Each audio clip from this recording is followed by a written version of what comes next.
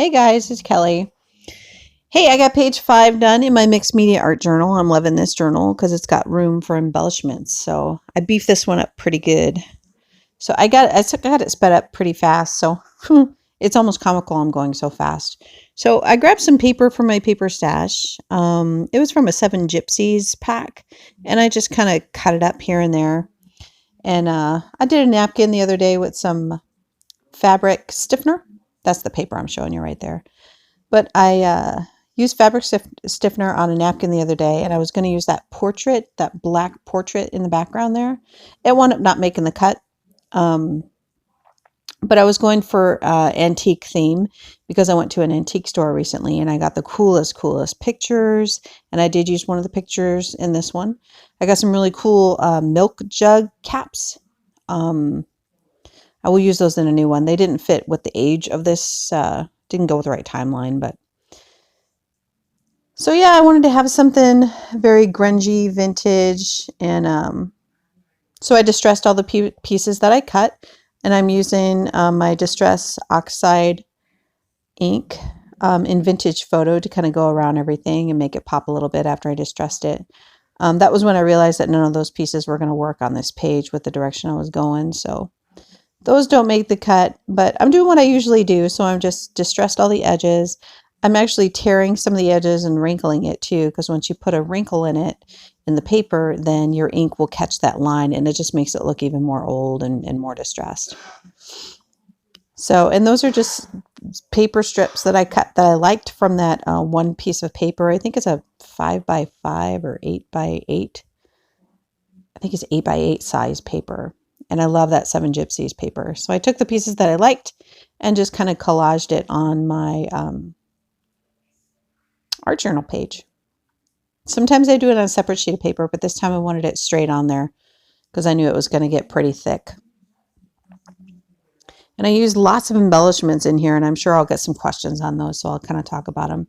There's 3 little Scrabble pieces down on my glass mat that I made a long time ago. So they just have colors under them, or a photo underneath them, and then they're covered in glossy accents. I've had them for a long time. I created them a long time ago, and I've always wanted something to use them, and those were kind of the inspiration for this page. So I know I'm going to cover up almost all of the page, so I'm just hitting it with some Vintage Photo, and then I'm going to do some stamping with that text stamp that I have off to the right there. I love that one. It's my go-to one that I always use, and I finally took it off the wood block so that I could kind of bend it and use it like I want to. It's just doesn't, I can get more use out of it when it's not on the wood block. So I just stamped it in the background. In the end, you can barely see it, but it did add a little bit more interest in the back. And then I'm using my gel medium just to paste those down. It's okay that they're not perfect. Some of the corners are still hanging up, and that's good. That's kind of what I was looking for. And since I used the Distress Oxide inks, the gel medium will move a little bit, and again, that was okay with that. I knew it was going to happen, and I'm okay with that. It didn't move as much as I thought it would, but I was real quick with the gel medium and really kind of choppy with it. So, and I'm sorry, part of it is off camera, and I think it, I don't know, there's a little edge of it that's missing, but I think you get the gist of it. And I'm going super fast. It's almost comical. I'm going so fast, but it came together pretty quickly. It only took me a couple hours to get this page together. But once I get enough of the collaging done, I dried it real quick. And again, I'm still using this new power director, and snipping and getting that drying time out is still proving to be a challenge. So with it sped up really fast, I don't think it's too difficult to leave it in. So, and that corner wasn't down, but I bent it up a little bit and distressed it even more. So I love this style. I really do. It does lack some color, but that's the style. It's a vintage style. So I'm kind of playing with the layout. Those little Scrabble pieces are just some old photos that I took from some mixed media paper that I got, Susie something, I can't remember, but I've had it for years. And they're just small pictures of little faces, and they fit perfectly on the Scrabble pieces. So I just put them on there. I inked the edges and painted the Scrabble piece and put glossy accents on it and made my own embellishment. They're really cool. And then I decided I know I'm going to put some white writing on here. So I got some gesso and watered it down and grabbed a thin brush and just splashed it over the page. It's a real subtle thing, but it does help to kind of bring it together when the sentiment gets put on here. And I dried it up a little bit because if you don't, your gesso will smear and it will definitely lose the appearance that you're trying to get, which is that nice splatter mark. And then I decided I wanted a little bit more of the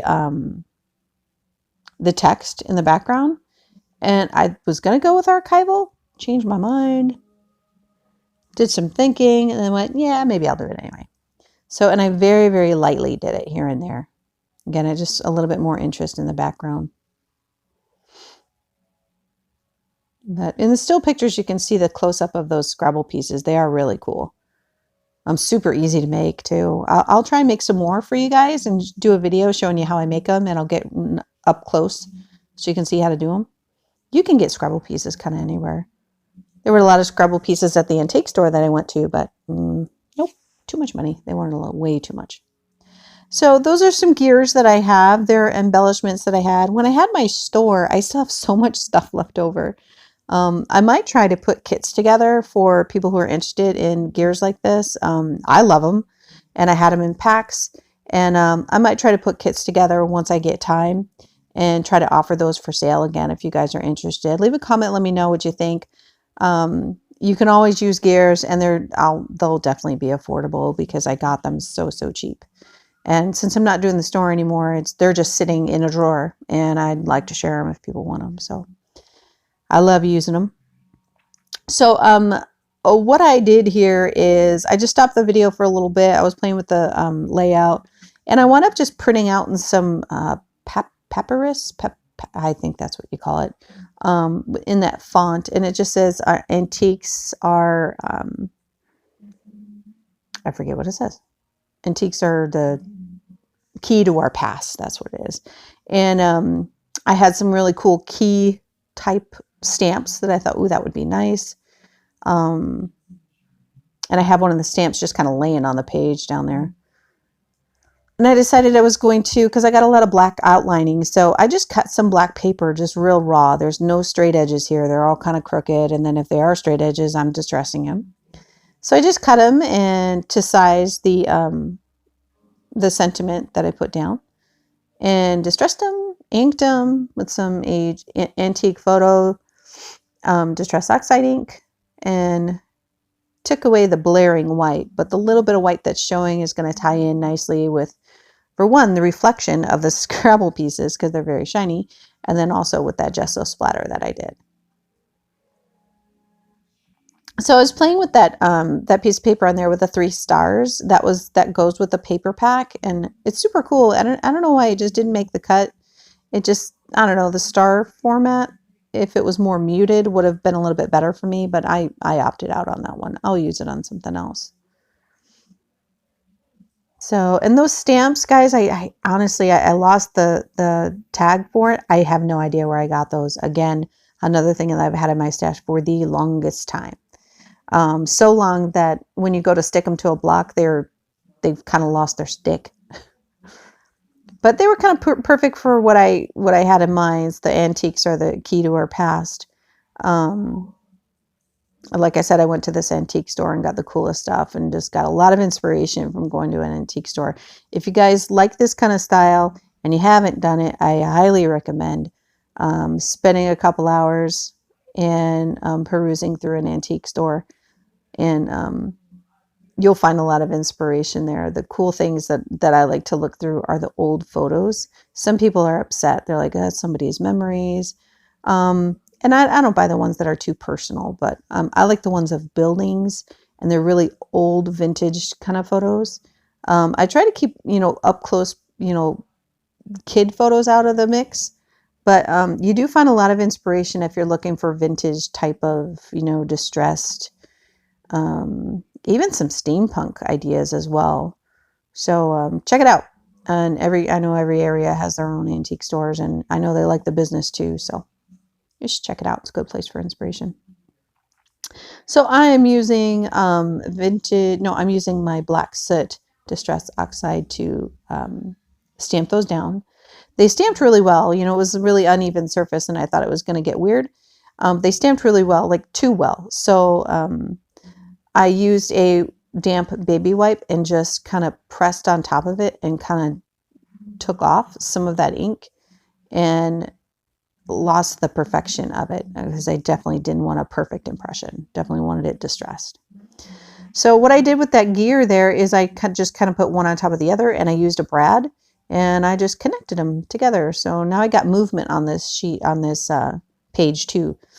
So I want to put two of those gears on there, and you'll see here shortly. But the gears, they add a lot. They're really cool. And that is a stamp set that I have, and I can't remember the name of that one. I probably showed it really quickly, but again, I sped this up super fast.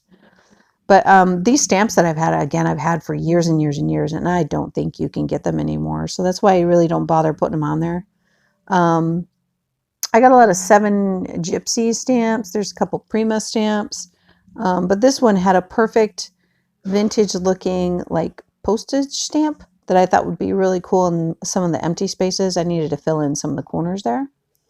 So I wound up using a vintage photo for that stamp. And I wanted it kind of off the page to fill in some gaps there. And it was perfect. It was exactly what I wanted.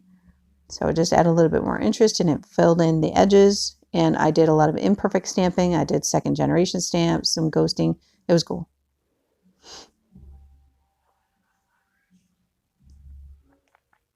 I actually put it back.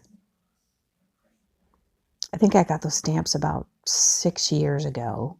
It was a long time ago. From Tuesday morning. You know what? It's hit or miss at Tuesday morning. Sometimes you find a gold mine, and other times it's just a raw strikeout. But because I have so much dimension on here, I go ahead and pop up the sentiment with some foam tape in the back. I love that roll of foam tape that I have. I've had it for the longest time. You can cut it to size. And it's right there. I've had it forever. So I'm sorry you can't view the whole thing, guys. You just cut it to the side that you want it. And it's actually still really, really sticky. I thought, okay, well, I'll stick it down and then I'll put some glue on there. Because you can always do that, guys. If you're foam tape or whatever you've got, you don't have to use foam tape. You can use styrofoam packaging, whatever works for you. But you can recycle something. Just glue it on the back and put it down. No one's going to see it anyway. So, but the glue sticks really well. I went to pull it up after the fact. Sorry, getting a cold. I went to pull it up after the fact, and the glue was still sticking really good. I didn't have to. So I'm looking at my Nuvo glue, which I absolutely love, but I don't think that it was going to do well with the metal pieces that I have and metal embellishments. I know that Glossy Accents definitely works. I've used that many, many times in the past. So for the first time in a good 2 years, I opened my Glossy Accents, and of course there was a little chunk in there. So I tried to poke through and get it out, and I'm probably going to have to still mess with it, but I knew I was recording, so I didn't want to spend too much time trying to unclog it. Usually if you just squeeze it out, get all the air out, make sure that there's no glue in the nozzle, it will never get clogged. But that's been sitting there for a very, very long time. And we went to remove, so I'm sure it got put upside down and a little bit dried in the nozzle. But no big deal. You just get something, pointy and unclog it. So I put it on the back of the Scrabble pieces, the Scrabble embellishments, and then also on the gear. Now the thing with Glossy Accents is it winds up getting a little bit shiny in the end, and that's really, a shiny look isn't usually what you want for this thing. I might go back later and take a nail file to the Scrabble pieces and get rid of the shine. But when the light hits it, it actually offsets some of the white on there. So I don't know, I might leave it. But if you have anything that's shiny, you can always take a nail file to it and just buff it and get rid of the shine if you're looking to have something a little bit older. I thought about that after the fact. I haven't done it, but I might go back and do that if I look at it next time and say, I'm not sure if I like that. But so far, I kind of love this page. It was exactly what I was feeling. So there I was trying to lift that up, but I'm like, nope, they're stuck pretty good. I don't need to do that.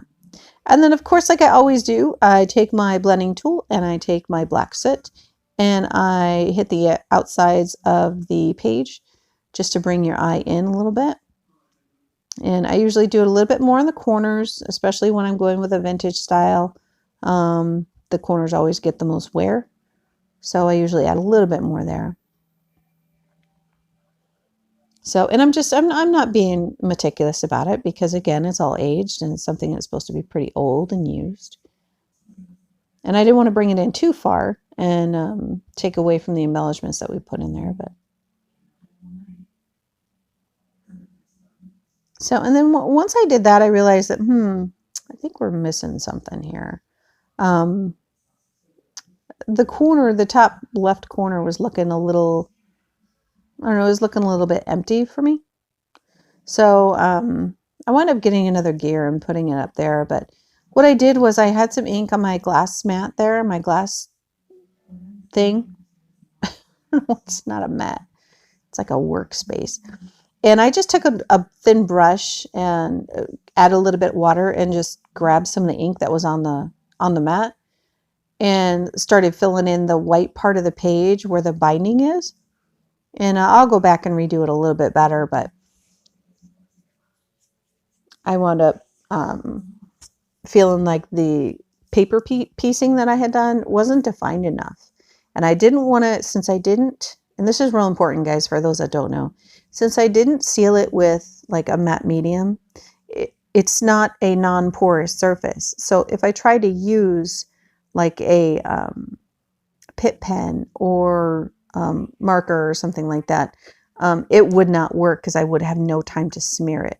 So keeping that in mind, I just slapped the black soot down on the glass mat and some water in my brush and really, really roughly just slap it around all the pieces that I wanted highlighted. And it worked out really well. So if you don't have, it didn't make sense for me to seal this the way that it was because I needed it matte, but I needed it popped up. I didn't want it sealed. And with that said, you can't really use your pit markers or things like that to add your shading. So, but you can always just use your ink. Just get some water and a thin brush and brush it around. You don't need to smear it with your finger because your brush is doing the work for you. So I put it around all the embellishments too, around the scrapbook pieces, around the paper piecing portions. And it was good. It wound up kind of finishing it off. But I'll tell you what, if I had sealed it with matte medium or another kind of media, like Mod Podge or something like that, I definitely would have used my pit markers and smudged them. And charcoal pencil works really good too, but for this, it would have been a little too overpowering. So the water and the ink worked out really well. So there's a second gear that I used. And again, I just have a pack of, I've had that forever, some brads. And the brad that I had is square. I thought that added a little bit of interest. Everything else was round for the gear, but it's got a square top on it. So I just added a brad just like I did the first one. And I felt like that was the one missing piece. And I had to use my little tweezers there to bend the brad and make it so that you couldn't view it through the gears. And again, I use my glossy accents to put that down. So, and it turned out really nice. I like to kind of mix it up. The previous page, you can see it laid out. There's butterflies and pretty colors, bright colors. Once I do that, I kind of like to go back to the, more grungy vintage look. Keys, locks, gears, distressed, brown. I don't know. I love that style. I always have. I think I always will. But yeah, I kind of like how this one turned out. You guys do too. I was thinking, gosh, I wish there was a little bit of color on there, but that's not the way vintage stuff looks. It's not usually colorful. So I was fussing, going, should I do more? Should I add more? Oh, I should probably just be done with it. Boom, love it. All right, guys. Hey, page 5 is done. There's some still pictures. Hopefully you can see those Scrabble pieces. They're really cool. I really love them. So thank you so much for watching. I hope you were inspired. Create something absolutely beautiful. And don't forget to subscribe if you haven't, and like, comment, and